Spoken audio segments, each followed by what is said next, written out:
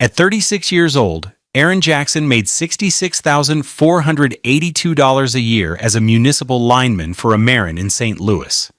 It was a good, steady living. It paid the $4,100 monthly mortgage on their beautiful three-story brick home in Compton Heights, a house he'd bought with the inheritance from his late mother. It paid for the utilities, the groceries, and the occasional night out. What it didn't pay for, apparently, was a ticket into his wife's world. The air in the Chase Park Plaza Ballroom, a grand, gilded space in the heart of Forest Park, felt too thin to breathe.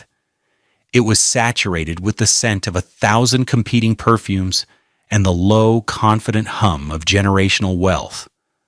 Aaron felt like a foreign object, a piece of gravel in a finely tuned watch. His tuxedo, a $400 rental, felt stiff and borrowed against his skin, a costume he couldn't wait to shed.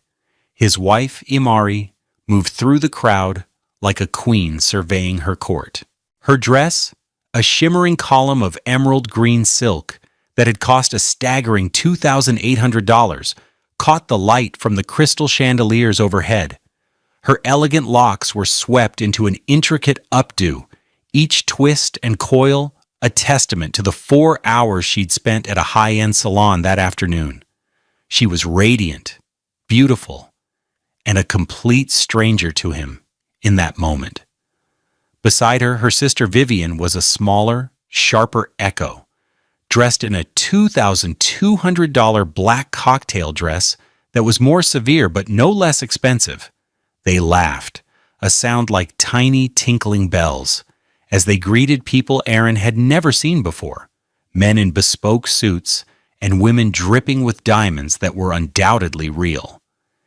He stood near the bar, nursing a glass of club soda that cost $12, watching her. Every time her eyes flickered in his direction, he offered a small, hopeful smile. Each time her gaze slid past him, as if he were part of the catering staff. The humiliation was a slow, creeping cold that started in his chest and spread to his fingertips. He was a prop, a placeholder husband required for appearances, but not for inclusion. He had spent 12 hours the day before up on a pole in the pouring rain near Dutchtown, splicing wet cable to restore power to 1,000 homes.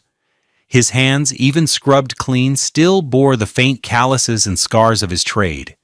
Here, in this room of soft hands and softer lives, he felt marked. "Aaron, there you are," Imari said, her voice bright and brittle. She had finally drifted over to him, Vivian in her wake. "Having a good time?" The question was pure performance. "It's something," he said, his voice sounding rough and out of place. Vivian's eyes did a quick, dismissive scan of him, from the slightly too long sleeves of the rental jacket to his practical, comfortable $150 dress shoes. A tiny, cruel smile played on her lips. "He's a little overwhelmed, Imari. It's a lot to take in when you're not used to it." "Be nice, Viv," Imari murmured, but there was no heat behind it. She adjusted a strap on her dress. "Aaron, this is for my sorority's foundation. It's important. We're raising money for scholarships. It's about building a network. I know it's important to you," he said, trying to find common ground. "I'm proud of you." Imari's smile was tight. "Thank you." She didn't look at him when she said it. She was already scanning the room again, her focus elsewhere. "Oh, there's Judge Miller's wife. We have to go say hello. We're trying to get the judge on the foundation's board. Stay here. Get another drink." She gestured vaguely at his club soda before turning, her emerald dress whispering against the floor as she and Vivian disappeared back into the glittering throng, leaving him utterly and completely alone. He was not on her level anymore. He understood that with a devastating clarity. What he didn't know yet, standing there under the weight of 1,000 crystals, was that she had already filed a petition to take half of everything he had, believing his world was hers for the taking. Have you ever felt like a stranger in your own home? Tell us about a time you felt out of place in a comment below. We read every single one. Their life hadn't always felt like a performance. When Aaron met Imari 2 years ago, she was a paralegal with bright eyes and a laugh that seemed to fill his small apartment on South Grand. He was a man still grieving the loss of his mother, a kind, strong woman who had been a pillar of her church community and had worked as a nurse for 40 years. She had been frugal and wise, and when she passed, she left Aaron the house in Compton Heights outright, and an investment portfolio worth just over $1.2 million. He was a man of simple needs. The money was a shock, a responsibility he took with grave seriousness. It wasn't lottery winnings. It was his mother's life's work. It was a safety net for his future, for his family. When he told Imari about the inheritance, her eyes had widened. "Aaron, that's incredible," she'd said, her hand on his arm. "Your mother must have been an amazing woman." At the time, he heard sincerity in her voice. He saw her as someone who could appreciate the legacy, not just the dollar amount. They married 6 months later in a simple ceremony at the Jewel Box in Forest Park, surrounded by a small group of friends and family. His friends from the Amerin Yard, burly men with warm smiles, had clapped him on the back. Her family, mostly Vivian and a few cousins, had been more reserved, their smiles polite but distant. The first year was good. He'd go to his job, climbing poles and fixing transformers, feeling a quiet satisfaction in tangible work. He'd come home, his deep brown skin smelling of fresh air and hard work, to the house his mother had loved. Imari would be there, and they would cook dinner together, her talking about her day at the law firm, him talking about the precariousness of a 40-foot climb. They were building a life. He used a small portion of the inheritance, about $50,000, to modernize the kitchen for her, installing a wolf range that cost $8,000 and a Sub-Zero refrigerator for another $11,000.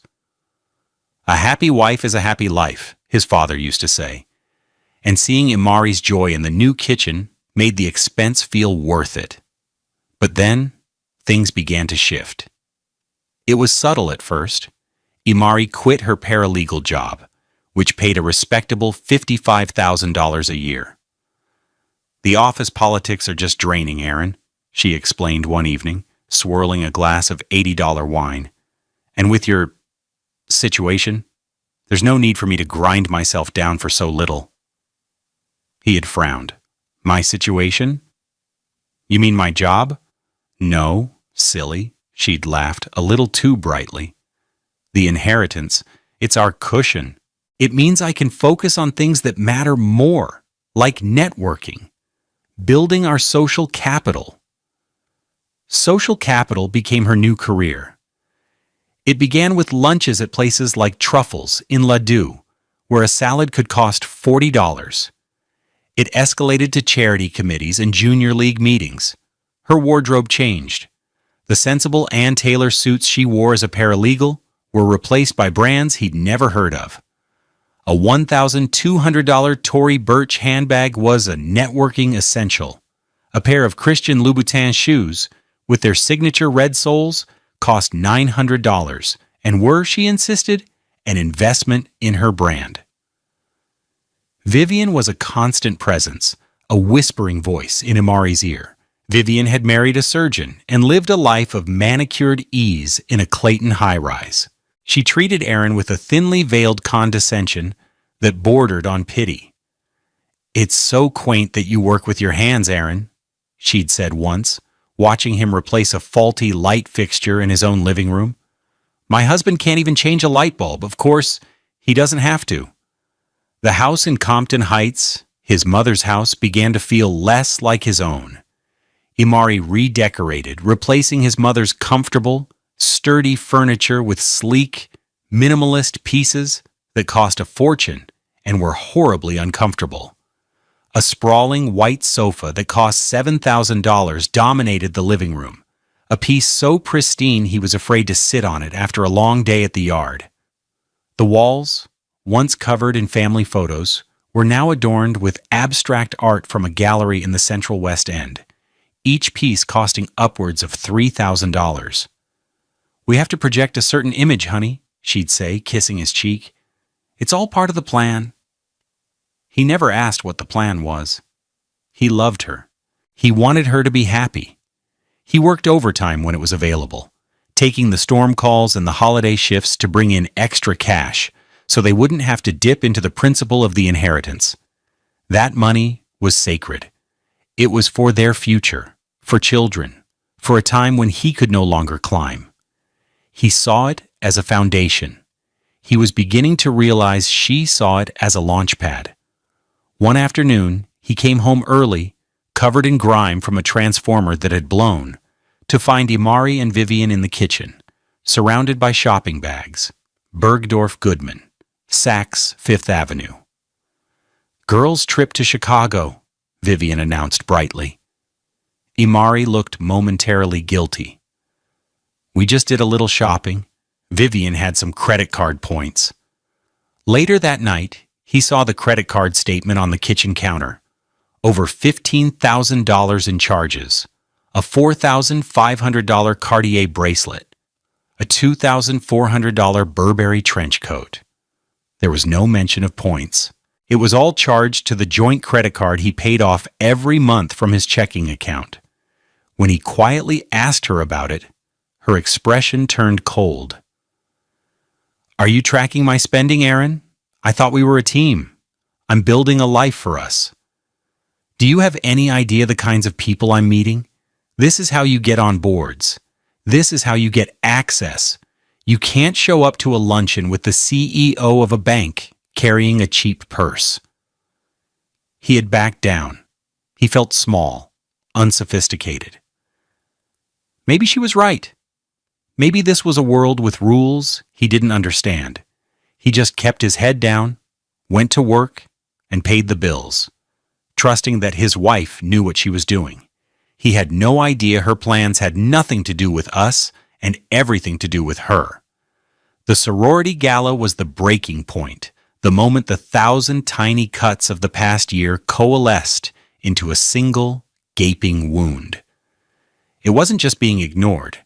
It was the active public display of his irrelevance. The condescension wasn't just from Vivian anymore. It was radiating from his own wife. After she and Vivian had left him by the bar to talk to the judge's wife, he watched them for nearly an hour. They never once looked back. They moved through the room, a unit of two, their laughter echoing, their hands touching the arms of powerful men and women. He was invisible. He tried to engage. He walked over to a small group near the silent auction tables. Quite a turnout. He said to a man in a perfectly tailored Tom Ford suit that probably cost more than his 2012 Toyota Camry. The man gave him a polite, blank look. Indeed. He then turned his back and resumed his conversation. Aaron retreated to the perimeter of the room, feeling the walls close in. He saw his own reflection in the dark glass of a window overlooking the park. A broad-shouldered black man with kind eyes, his neat locks resting on the collar of a rented tuxedo. He looked like a stranger to himself. He was Aaron Jackson, who could rebuild a city's power grid in the dark, who knew the precise tension for a high-voltage line, who could tell by the hum of a transformer if it was about to fail. But in this room, none of that mattered. Here, his skills were worthless. His calloused hands were a mark of a lower caste. The escalating betrayal wasn't just in the silence, it was in the brief, sharp moments of contact. Later in the evening, Imari needed him. She found him by the dessert table. "Aaron, I need you to go get the car. The valet line is going to be a nightmare. We're leaving in 15 minutes. It wasn't a request, it was an order, delivered with the casual authority of someone speaking to an employee. "Okay," he said, his voice quiet. He turned to leave. "And Aaron?" she called after him. He turned back. Her expression was impatient. "Can you try to look a little less lost? You're bringing down the mood." Vivian, standing beside her, snickered. It was a small, ugly sound. The words hit him like a physical blow. Bringing down the mood, he was an embarrassment. His simple, earnest presence was a stain on her perfect, curated evening. He nodded, unable to speak, and walked away. The sound of their renewed laughter following him out of the ballroom and into the cool night air. The drive home was a study in cold silence. Imari was on her phone, texting furiously, a small, satisfied smile on her face. The glow of the screen illuminated her features, making her look sharp and distant. The $4,100 monthly mortgage felt like a lead weight in his stomach. He was paying for a house where he was being treated like a tenant. "Did you have a good time?" he finally asked, his voice tight. "It was a fantastic night," she said, not looking up from her phone. "We raised over $200,000 for the scholarship fund. I made some incredible connections." "That's great," he said. "It is great," she replied, her tone defensive as if he'd challenged her. "This is important work, Aaron. It's about influence. It's about creating opportunities. It's a world you just don't understand." "My world is poles and wires," he said, the words tasting like ash. It was something she'd said to him before during an argument about money. She finally looked at him, her eyes cold in the intermittent glow of the streetlights on King's Highway. "Yes, it is.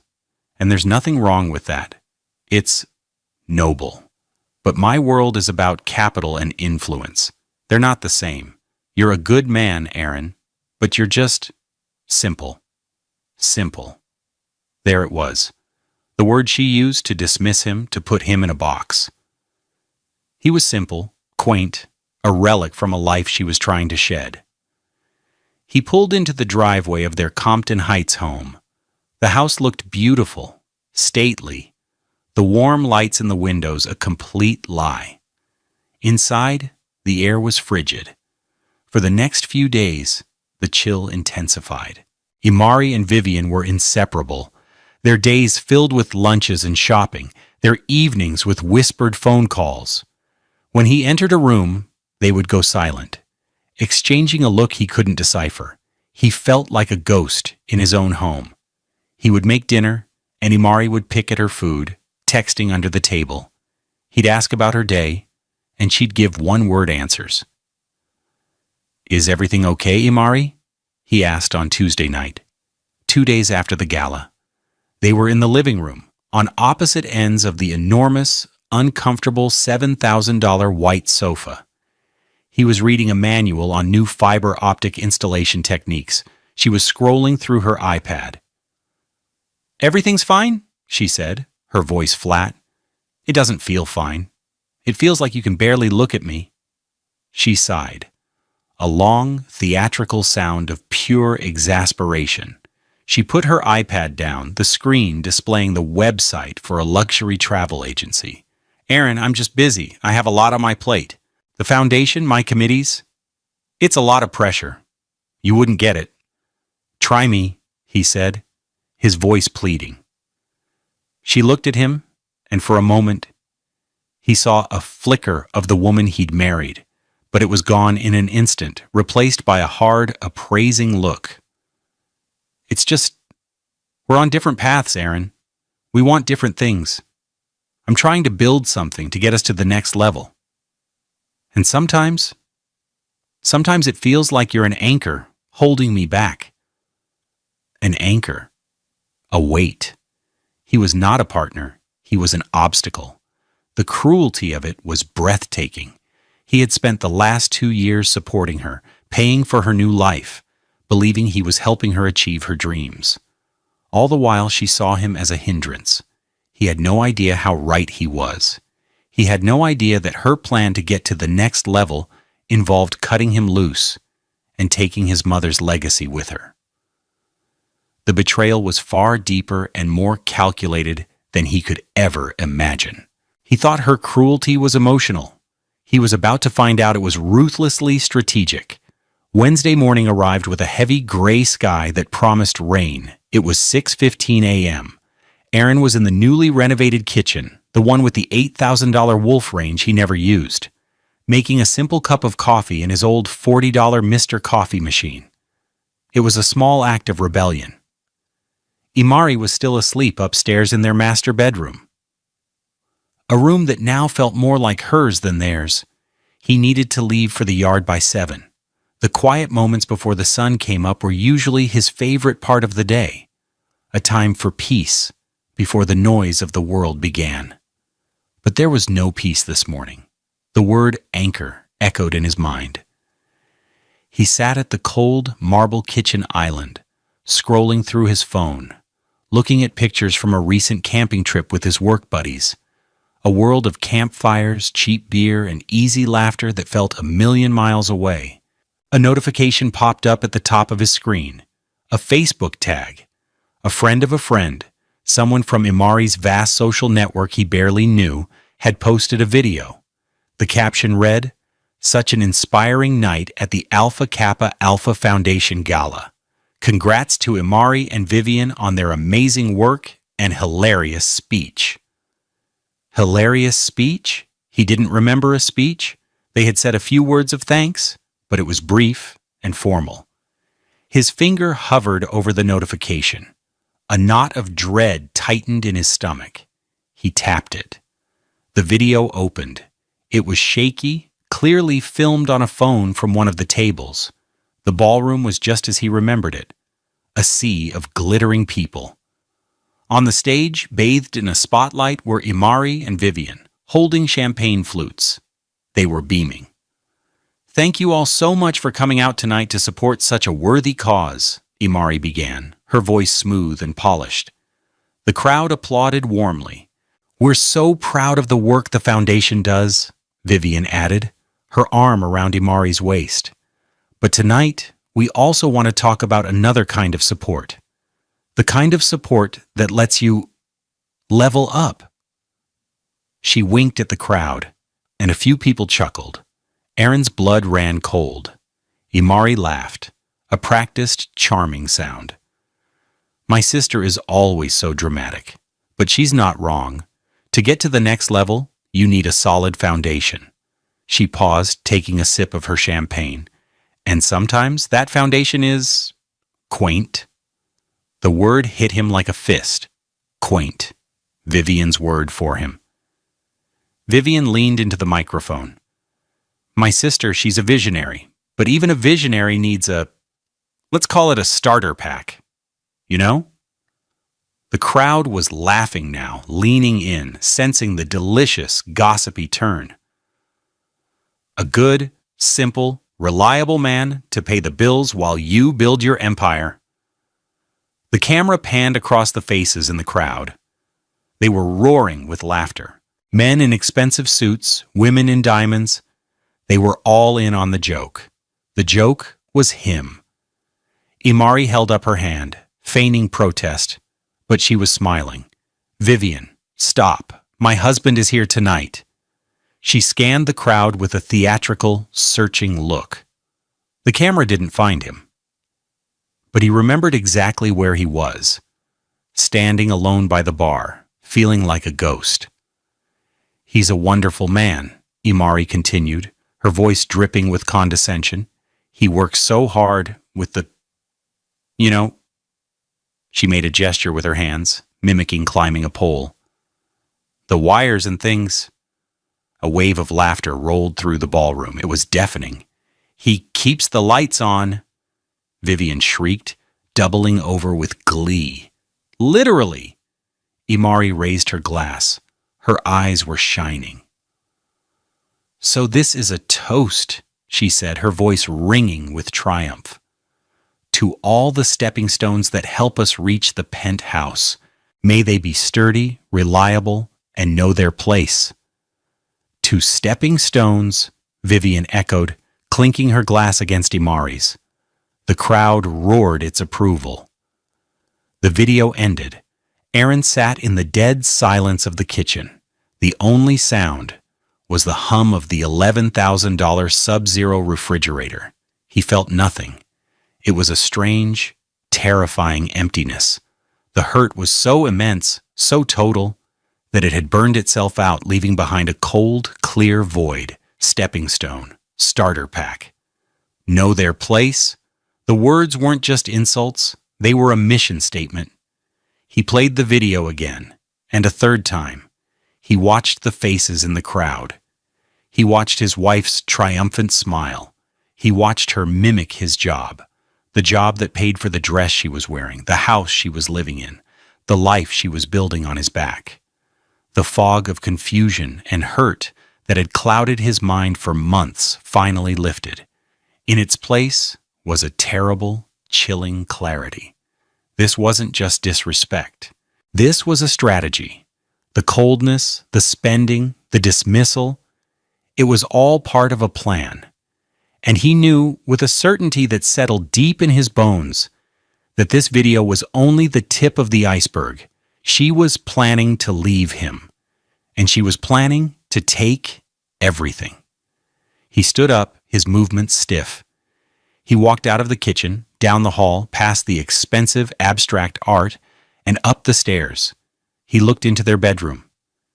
Imari was still asleep, her face peaceful, angelic. A complete and utter lie. He went back downstairs, picked up his phone, and saved the video. Then he walked out the door, not to his truck to go to work, but to his 2012 Toyota Camry. He had a phone call to make. The time was 6:47 a.m. The game had changed. He had been underestimated. And that was a critical mistake. What would you do if you saw a video like this? Let us know your first move in the comments. Your strategy might help someone else. The shift inside Aaron was seismic. The warm, accommodating husband was gone, vaporized in the glare of that cell phone video. In his place was a man of cold, methodical purpose. He did not yell. He did not confront. He retreated into a state of strategic restraint, a calm so profound it was unnerving. He was a lineman after all. He understood pressure. He knew how to handle live wires. Imari had just become a live wire. His first move was not to a lawyer, but to his financial advisor, a shrewd, 60-year-old man named Marcus Thorne who had managed his mother's portfolio for decades. Aaron drove not home, but to Marcus's modest office in Maplewood. At 7:30 a.m., he was sitting across from Marcus, the video playing on his phone on the desk between them. Marcus watched it without expression, his fingers steepled. When it finished, he didn't offer sympathy, he offered analysis. This is premeditated social positioning, Aaron. She's building a narrative to her social circle that she's outgrown you. It justifies the split that's coming. I know, Aaron said, his voice level. I need to know about the trust. A year ago, Marcus had been adamant. Aaron, your mother's money is a premarital asset, but the longer you're married, the more entangled it can become. Your wife? She has expensive tastes. You need to protect it. For your mother's legacy and for your own future. Aaron had resisted. It felt cynical, distrustful. But Marcus had been persistent. Finally, in early July, just 5 weeks before the gala, Aaron had relented. He had sat in this very office and signed the documents to move the entire $1.2 million inheritance into a carefully structured, irrevocable trust. He was the beneficiary, but he had no direct control over the principal. It was managed by a trustee, Marcus, and was legally firewalled from his personal assets. At the time, it felt like a hypothetical exercise. Now, it felt like prophecy. The trust is a fortress, Aaron, Marcus said, pulling up the file on his computer. It was signed, notarized, and funded on July 10th, 2024. The assets within it are not your assets. They are the trust's assets. They cannot be considered marital property in a divorce proceeding. Period. Aaron felt a wave of relief so intense it almost buckled him. It wasn't joy. It was the feeling of a man who realized his safety harness had held. So she can't touch it. She can't even get a court to look at it, Marcus confirmed. Her lawyer will know this. As soon as they see the paperwork, any claim on that $1.2 million evaporates. Aaron nodded slowly. The first piece of the puzzle was in place. He left Marcus's office and drove to work. He clocked in at 8:45 a.m., hours late, but his supervisor saw the look on his face and just nodded. He spent the day up a pole on Gravois Avenue, his mind 1,000 miles away.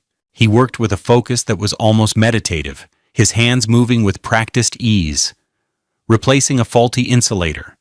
The physical labor grounded him. Up here, 40 feet in the air, the rules were clear. Physics, electricity, cause and effect. It was a world that made sense. At 11:30 a.m., his phone buzzed. It was Imari.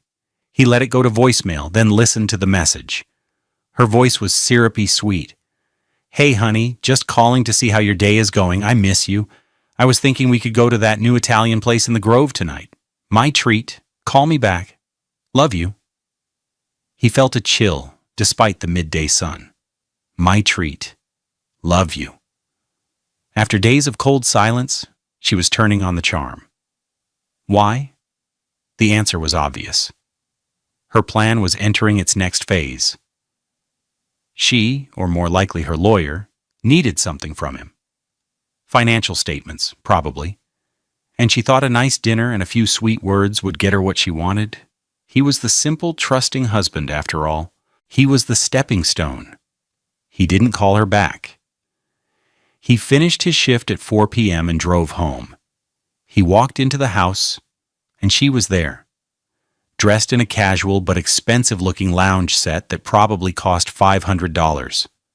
Aaron, there you are, she said, rushing to kiss his cheek. He didn't flinch. He let her do it. Her lips felt cold. You didn't call me back. I was worried. Long day, he said, his voice neutral. He walked past her to the kitchen and got a bottle of water from the fridge. Transformer issue. Oh, you poor thing, she cooed. Well, I made reservations for us at a Ciro for 8 o'clock. Vivian is going to come over for a drink first. Is that okay? Fine, he said. He was playing dumb, acting the part of the tired, simple husband she believed him to be. Each lie she told, each piece of manipulation, was another piece of evidence. He was no longer a participant in their marriage. He was an observer, gathering data. Vivian arrived at 7, all smiles and fake warmth. Aaron, so good to see you. Imari tells me you two are having a date night. How lovely.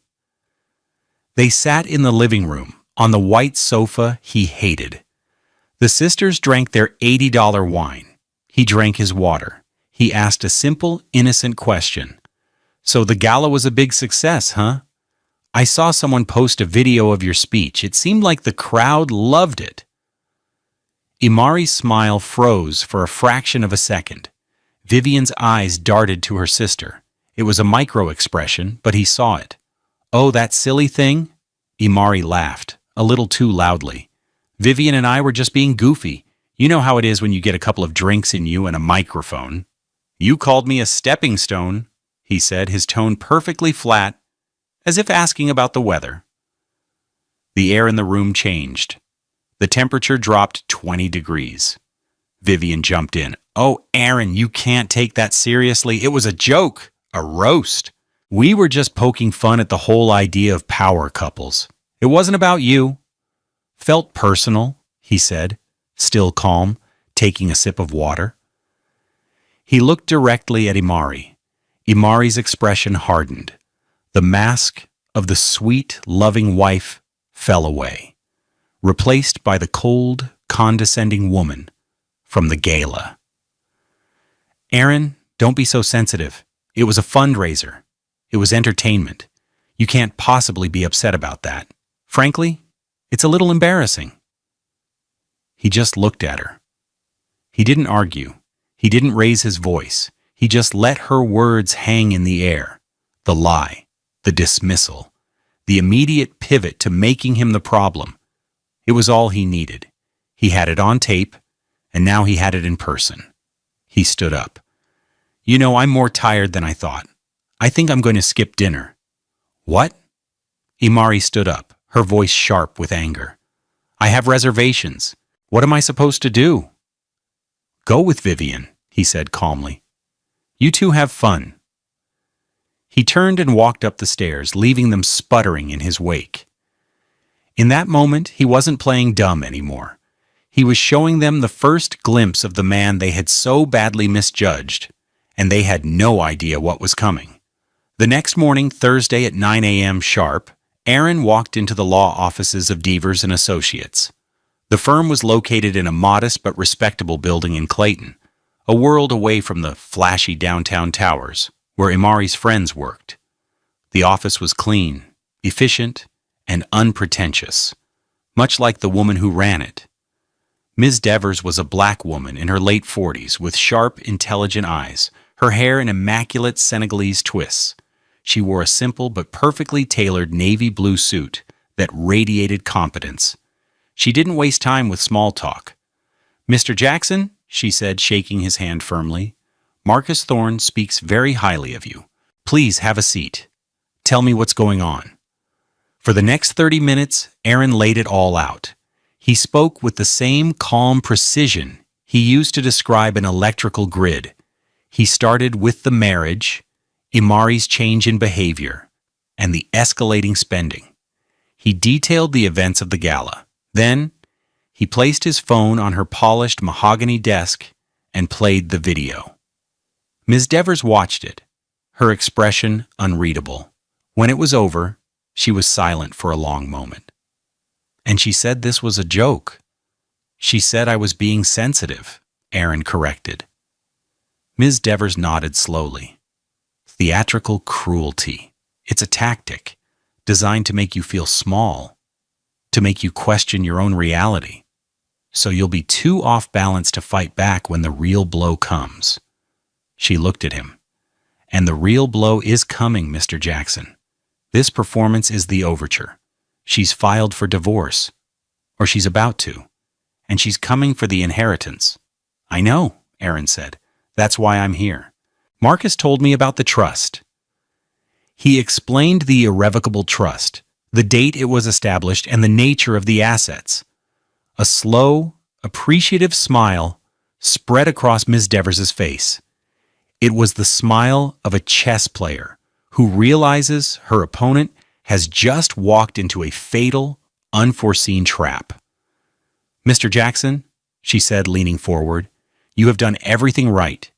Your foresight, or perhaps Marcus's, has saved you. The trust is an ironclad defense. That $1.2 million is a ghost. They can chase it, but they can never catch it." She then laid out the strategy. It was simple and devastatingly effective. "We do nothing," she said. "We wait. Her attorney will serve us with the divorce petition. It will contain her demands. Based on this video and her spending habits, I predict she will claim the inheritance is a marital asset, arguing that you intended to share it, and she will demand half, $600,000. Plus, she'll demand substantial alimony based on a lifestyle supported by that perceived net worth." "And when we get that demand?" Aaron asked. "When we get that demand," Ms. Devers said, her eyes gleaming, "we will respond with a single document, the certificate of trust.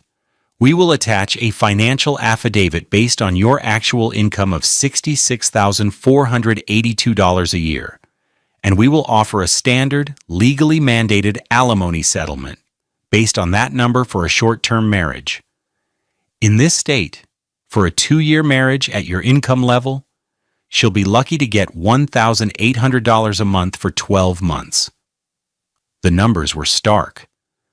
The difference between the life Imari had planned and the one she was about to get was catastrophic.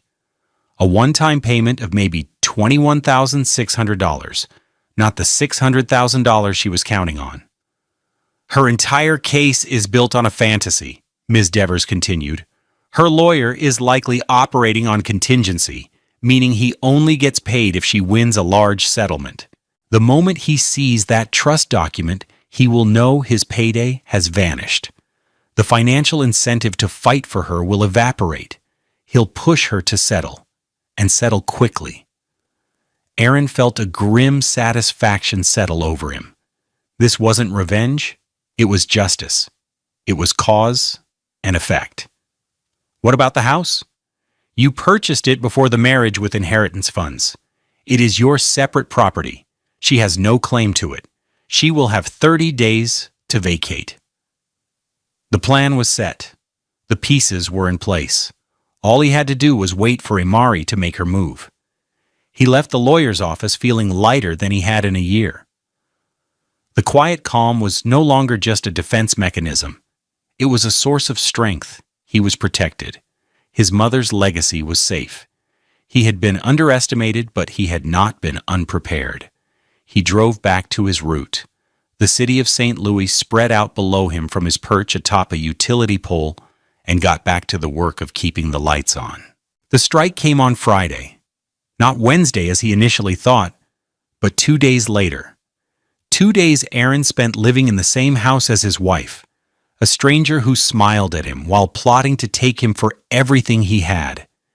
He moved with a preternatural calm, a man walking through a dream. He went to work. He came home. He ate the simple meals he prepared for himself. He answered her questions with polite, non-committal answers. He was a gray rock, offering her no emotional surface to cling to, no drama to feed on.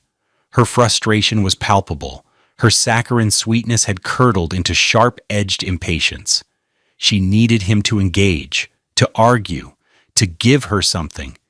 But he gave her nothing. At 2:17 p.m. on Friday, while he was coiling a rope at the base of a pole, his phone rang. It was Ms. Devers.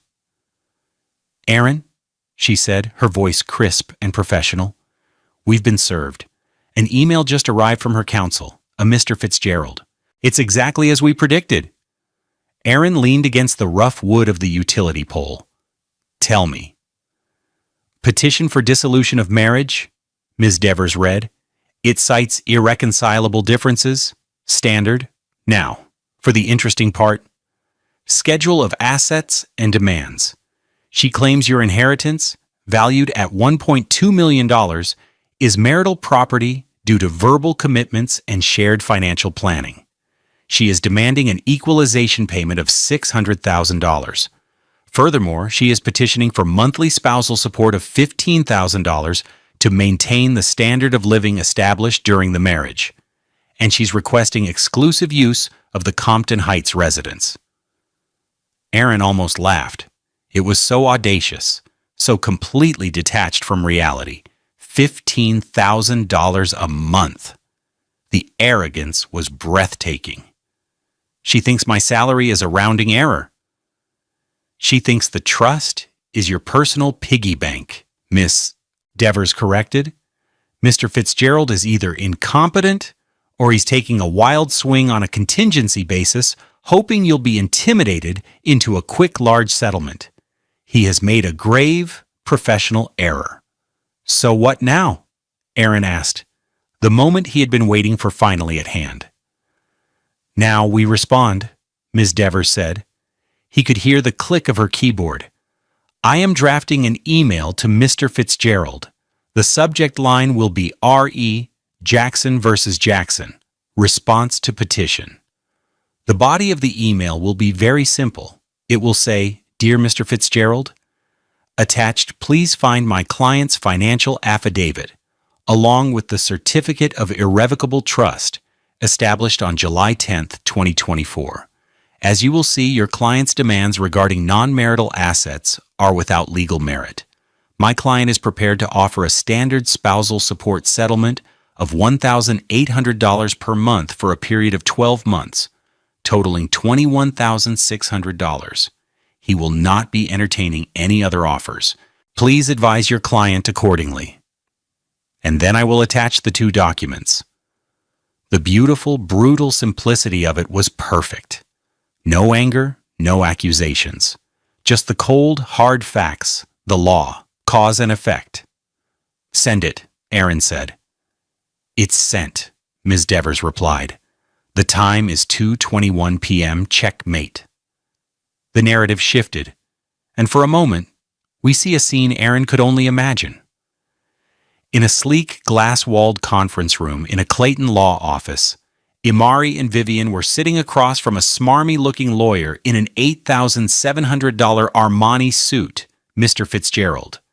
They were laughing, sipping iced coffees from Starbucks. $15,000 a month is just our opening bid, Fitzgerald was saying, beaming. Once we get his full financials, I'm confident we can push for 20, and the $600,000 is a slam dunk. He co-mingled the funds by paying your bills. He made verbal promises. It's a classic case. Imari looked at Vivian, her eyes alight with victory. Their plan had worked. She was finally shedding her starter pack husband and ascending to the life she deserved. Her phone buzzed. It was a text from Vivian's surgeon husband. Heard about the divorce? Classy move, Imari. You're better off. She smiled. Her social circle was already validating her decision. Then, an email notification popped up on Fitzgerald's laptop screen. Ah, he said, rubbing his hands together. A response already. Their lawyer must be eager to settle. Let's see what they're offering. He clicked open the email. He read the spare, devastating text. His confident smile faltered. He clicked open the first attachment, Aaron's financial affidavit. It showed a single source of income, $66,482 a year from Aaron. No investment accounts, no savings over $10,000. What is this? Imari asked, her voice sharp. Where's the rest of it? Fitzgerald ignored her, his eyes wide with disbelief as he clicked the second attachment. The Certificate of Irrevocable Trust. The name of the trust. The date it was established, July 10th, 2024. The name of the trustee, Marcus Thorne. The schedule of assets held within. The entire $1.2 million portfolio. The room went silent. The color drained from Fitzgerald's face. He looked up from his screen, his expression a mixture of horror and fury. It's gone, he whispered. What's gone? Vivian demanded. The money, he hissed, his voice cracking. The entire inheritance. It's in an irrevocable trust. It was moved over a month ago, before you filed. He looked at Imari, his eyes full of accusation. It's untouchable. It's not his asset. We can't go after it. Did you know about this? Imari just stared at him, her mind refusing to process the words. A trust? What are you talking about? He would have told me. Clearly he didn't, Fitzgerald snapped, his professional facade crumbling. Our claim on the $600,000 is void. It's gone. The entire basis of our case. It's gone. Imari's face went from confusion to disbelief to pure, unadulterated panic. She looked at Vivian, whose own smug expression had been replaced by a mask of shock. What about the alimony? Imari asked, her voice a desperate squeak. The $15,000? Fitzgerald let out a dry, mirthless laugh. Based on this? He jabbed a finger at Aaron's salary on the affidavit. Based on $66,000 a year? You'll be lucky to get $2,000 a month for a year. Their offer of $1,800 is probably generous. The world tilted on its axis. The penthouse she had been about to enter vanished, replaced by a dark, terrifying basement. The phone in her hand felt like a block of ice. It was over. She had lost. Her simple, quaint, stepping-stone husband had outmaneuvered her completely. He wasn't a stepping stone. He was the ground, and she had just fallen off a cliff. Her hand trembled as she scrolled through her contacts and found Aaron's name. She hit call. It went straight to voicemail. The first of many messages began, each one a step down into the abyss of her own making. Voicemail 1, 2:35 p.m. Aaron, it's me. My lawyer just got a very confusing email from your lawyer. There has to be some kind of mistake about a trust. Call me back immediately so we can clear this up. Tone, confused, demanding. Voicemail 2, 2:50 p.m. Aaron, pick up the phone. I don't know what kind of game you're playing, but this isn't funny. You can't just hide money from me. That's our money. We talked about our future. Call me. Tone, angry, accusatory. Voicemail 3, 3:15 p.m. Please, Aaron, just talk to me. I don't understand. Why would you do this? Why wouldn't you tell me? I thought we were a team. Was everything a lie? Please just call me. Tone, pleading, cracking. Voicemail 4, 4 p.m. You think you're so smart, don't you? You and your little lineman friends. You think you've won? You've destroyed our life. You've destroyed everything. For what? To feel powerful for once in your simple little life? Tone, vicious, enraged. Aaron, standing at the Amerin yard at the end of his shift, listened to the voicemails one by one. He felt nothing but a profound, quiet finality. The storm had broken, and he was still standing. The consequences cascaded with the swift, brutal efficiency of a power grid failure. Imari's world, built on a foundation of perceived wealth and social leverage, collapsed not in a slow crumble, but in a single, catastrophic implosion. Each downfall was a direct consequence of her own actions, a bill coming due for a debt of her own making. Consequence 1. The legal annihilation. Mr. Fitzgerald, her high-priced lawyer, dropped her as a client within 24 hours of receiving Ms. Devers' email. His contingency fee model was based on a massive payout from the inheritance. With that gone, Imari was a liability. He sent her a bill for $10,000 for his consultation and filing services, and wished her luck in securing new counsel. She couldn't afford a new lawyer, and no one would take her case on contingency now. She was forced to accept Aaron's original offer, $1,800 a month for 12 months. And she had to vacate the house in 30 days. The dream of a $600,000 lump sum and a life of leisure evaporated into a harsh reality of less than $22,000, barely enough to cover her credit card debt. Consequence 2, the financial ruin.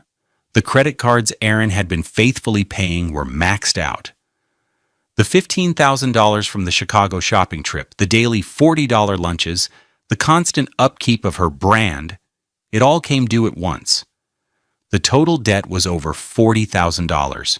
With no job, no husband's salary, and only a meager temporary support payment, she was insolvent. The white BMW 3 Series, a $43,000 car with a lease payment of $650 a month, was voluntarily surrendered. She went from driving a luxury sedan to taking the bus. Consequence 3, the social exile. The gala video, which had been a source of smug laughter among her circle, was suddenly seen in a new, harsh light. Aaron, through a discreet conversation between Ms. Devers and a well-connected acquaintance, let the true story leak, that Imari had filed for divorce and attempted to seize his premarital inheritance just days after publicly mocking him. The narrative flipped overnight. She was no longer a visionary shedding a simple husband. She was a greedy, cruel opportunist. The friends who had validated her, the powerful people she had worked so hard to cultivate, distanced themselves immediately. Their world was built on the careful management of reputation, and Imari was now toxic. The invitations stopped. The calls went unanswered. The woman who had defined herself by her social capital found herself bankrupt. Consequence 4, the humiliating downgrade.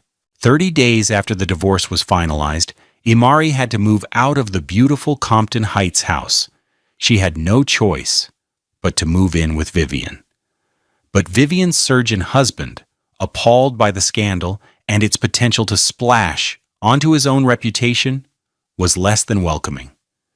The sisters didn't end up in Vivian's spacious Clayton high-rise.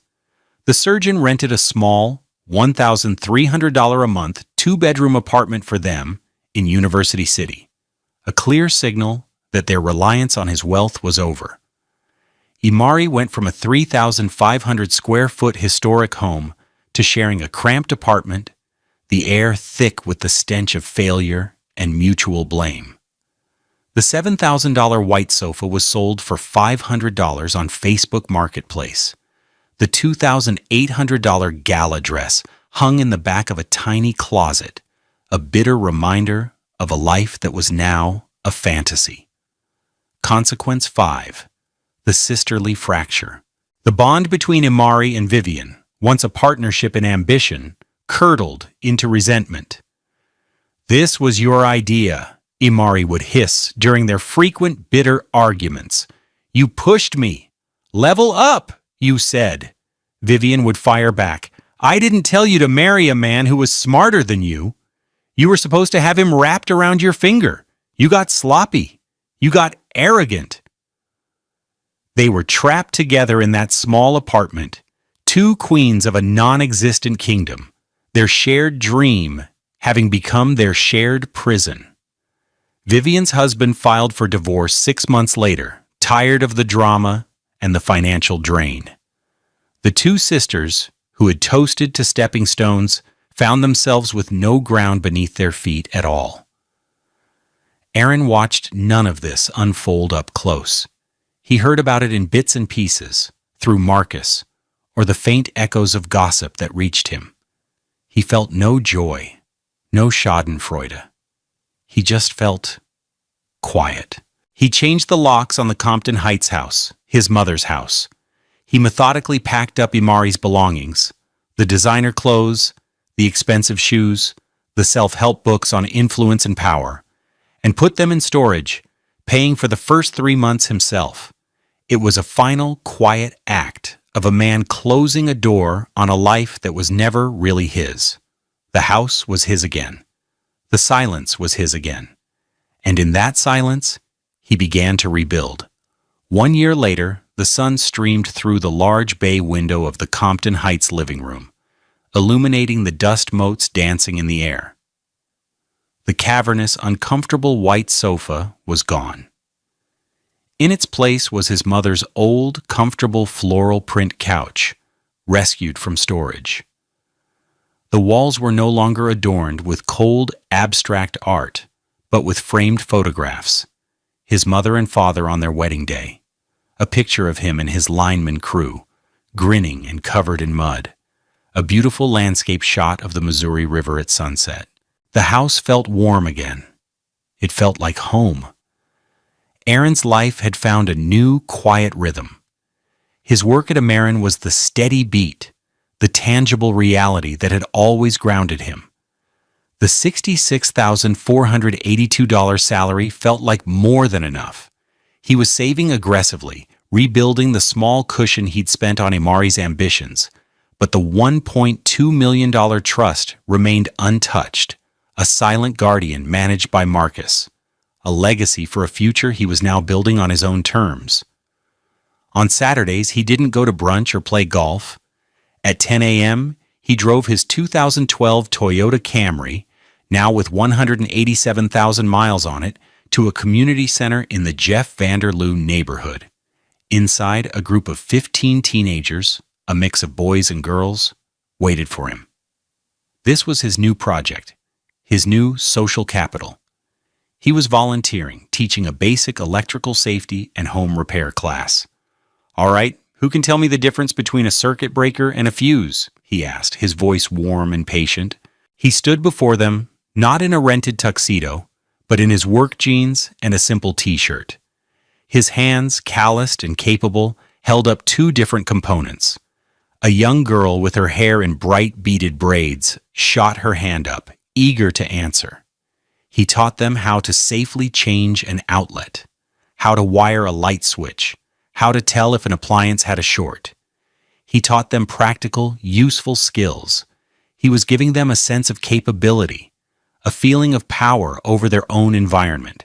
He was showing them that value wasn't in what you owned, but in what you could do, in what you could contribute.